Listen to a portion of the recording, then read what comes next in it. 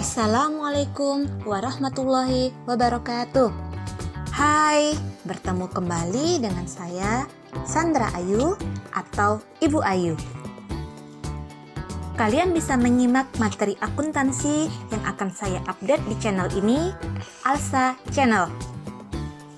Kali ini kita akan bersama selama 1 semester ke depan dalam mata kuliah pemeriksaan akuntansi atau audit 1. Tentunya kalian pernah mendengar istilah audit atau auditing atau auditor kan? Apa sih perbedaannya? Right, kita akan bahas satu persatu nantinya. Sebelumnya, kita bahas dulu apa sih yang akan dipelajari dalam perkuliahan ini. Jadi, auditing adalah mata kuliah yang memperkenalkan dasar-dasar pemeriksaan akuntansi atau auditing. Mata kuliah ini menyajikan kerangka atau framework untuk memberikan pengetahuan berkenaan dengan konsep-konsep auditing guna memahami pengambilan keputusan audit. Tujuan mata kuliah ini adalah diharapkan mahasiswa mampu memahami konsep dari audit dan jasa asuransi serta fase-fase dalam melakukan audit sampai mengeluarkan opini audit. Selama perkuliahan, kita akan menggunakan referensi dari 3 buku sumber utama. Nah, kalian bisa memiliki salah satunya di toko buku terdekat atau di marketplace. Tentunya pilih yang original ya. Oke, kita bahas buku yang pertama kita pakai itu adalah buku yang berjudul Auditing dan Jasa Asuransi. Itu karangan dari Alvin A. Arens, Randall G. Elder, dan Mark S. Beasley. Ini adalah terbitan dari penerbit Erlangga tahun 2015. Edisi ke-15 jilid pertama. Buku kedua yang kita gunakan adalah buku yang berjudul Auditing, Petunjuk Praktis Pemeriksaan Akuntan oleh Akuntan Publik, edisi 5 buku 1. Karangan dari Sukrisno Agus. Penerbitnya adalah Salemba 4 tahun 2017. Dan yang ketiga, kita menggunakan buku yang berjudul Audit berbasis ISA atau International Standard on Auditing, karangan dari Theodorus M. Tuanakota, penerbit Salemba 4 tahun 2013. Oke, let's start the first class. Are you ready?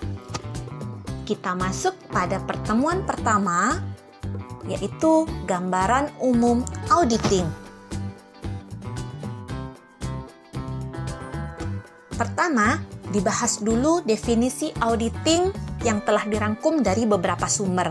Jadi, auditing adalah proses pengumpulan dan pengevaluasian bukti-bukti tentang informasi yang dapat diukur mengenai suatu entitas ekonomi untuk menentukan dan melaporkan kesesuaian antara informasi itu dengan kriteria-kriteria yang telah ditetapkan dan dilakukan oleh orang yang kompeten dan independen. Beberapa keyword dari definisi tersebut di atas dapat diuraikan sebagai berikut. Yang pertama, entitas ekonomi adalah satuan usaha yang legal seperti PT, CV, firma, lembaga pemerintah, atau perusahaan perseorangan. Kemudian pengumpulan dan pengevaluasian bukti. Ini merupakan proses dari kegiatan auditing. Kemudian bukti. Jadi bukti merupakan segala sesuatu yang merupakan informasi yang digunakan oleh auditor seperti pernyataan lisan dari auditi, komunikasi tertulis, dan pengamatan. Kayak auditi itu adalah pihak yang diaudit oleh auditor. Selanjutnya, kriteria. Kriteria adalah standar yang digunakan auditor untuk mengevaluasi bukti. Kemudian orang yang kompeten dan independen. Maksudnya adalah orang yang mempunyai kemampuan dan keahlian dalam bidangnya. Itu pengertian dari kompeten. Sedangkan independen itu artinya bersikap jujur, bebas, tidak dikendalikan oleh pihak manapun, dan melaporkan temuan hanya berdasarkan bukti yang ada. Antara kompeten dan independen itu harus sejalan, karena kompetensi orang yang melakukan audit tidak akan ada nilainya jika tidak independen dalam mengumpulkan dan mengevaluasi bukti. Dan yang terakhir adalah pelaporan. Jadi ini merupakan tahap terakhir dari proses audit, yaitu sebagai alat penyampaian temuan-temuan kepada auditee berupa laporan audit atau audit report.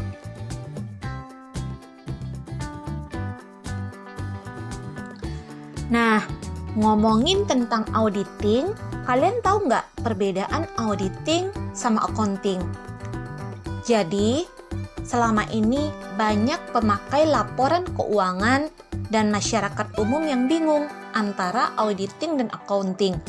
Hal ini karena sebagian besar ilmu auditing biasanya berkenaan dengan informasi akuntansi, dan banyak auditor yang sangat menguasai masalah-masalah akuntansi.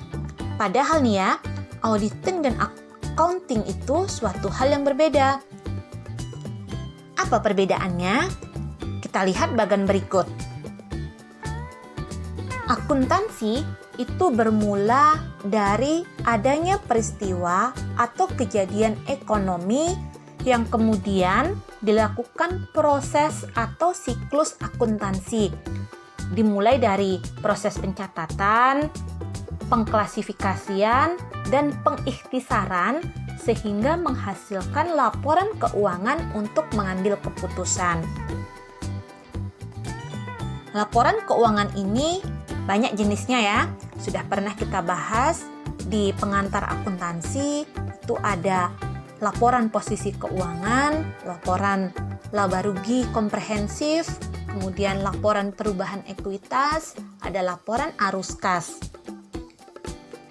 Sementara auditing, langkah pertama kita adalah fokus pada laporan keuangan yang telah dihasilkan tadi. Selanjutnya, fokus pada penentuan apakah informasi yang dicatat itu mencerminkan dengan tepat peristiwa-peristiwa ekonomi yang telah terjadi melalui tahapan proses audit, sehingga menghasilkan laporan audit. Bagian selanjutnya juga memperlihatkan perbedaan dua hal tersebut.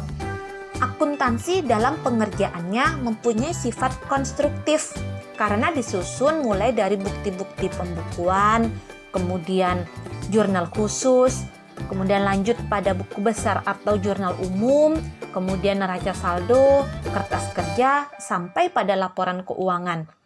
Sementara audit mempunyai sifat analitis karena akuntan publik memulai pemeriksaannya dari angka-angka dalam laporan keuangan, lalu dicocokkan dengan neraca saldo, kemudian buku besar, dan jurnal khusus sampai bukti-bukti transaksi. Jadi, kesimpulannya accounting itu dia bergerak maju sehingga menghasilkan laporan keuangan. Nah, sementara auditing itu bergerak mundur yang dimulai dari laporan keuangan itu sendiri. Sampai di sini paham kan?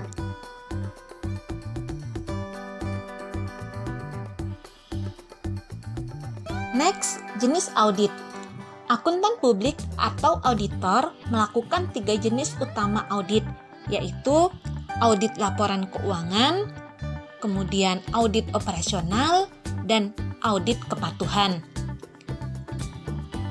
Kita bahas yang pertama, audit laporan keuangan atau financial statement audit.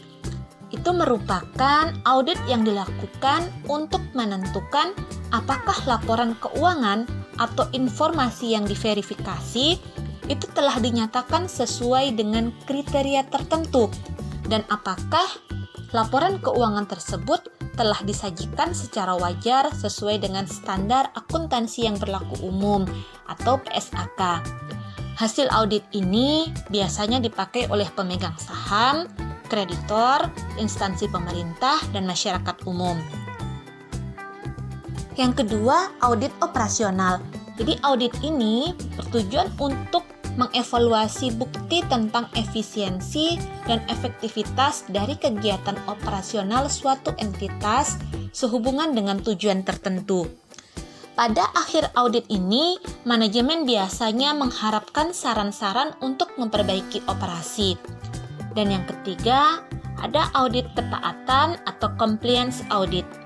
Jadi ini adalah audit atas ketaatan auditee terhadap prosedur atau aturan tertentu yang telah ditetapkan.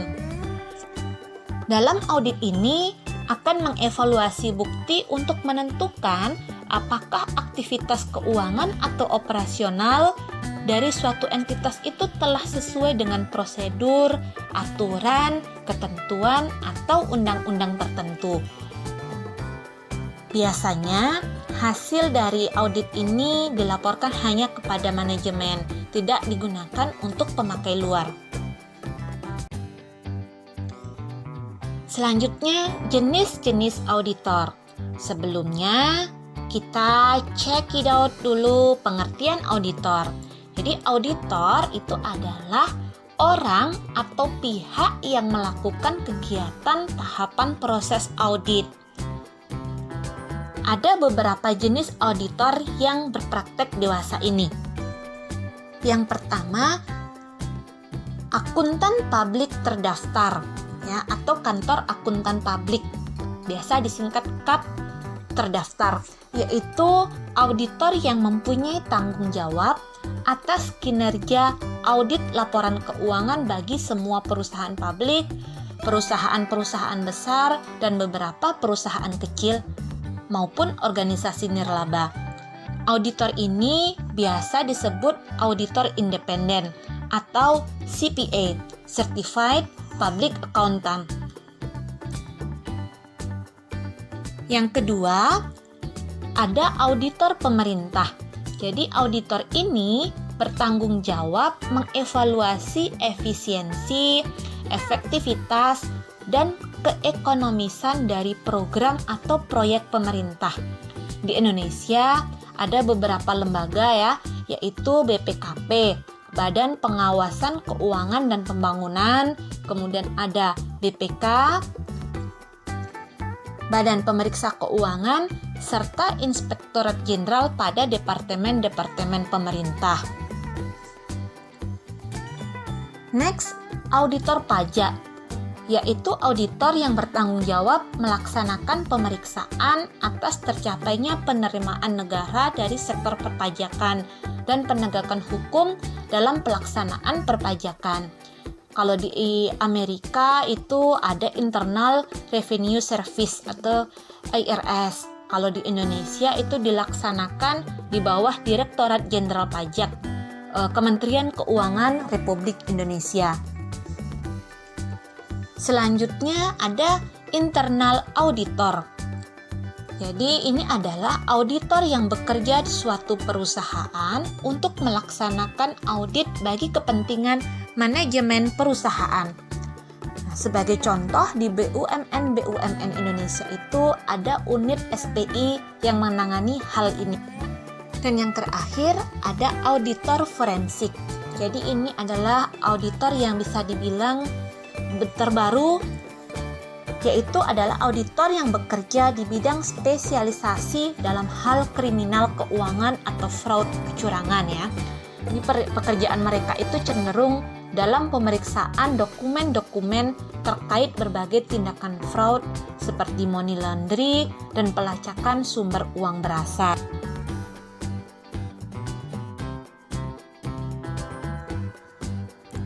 Oke, sekian saja penjelasan tentang gambaran umum auditing. Jika ada pertanyaan, cantumkan di komen ya. Tetap jaga kesehatan dan protokol kesehatan. Assalamualaikum warahmatullahi wabarakatuh.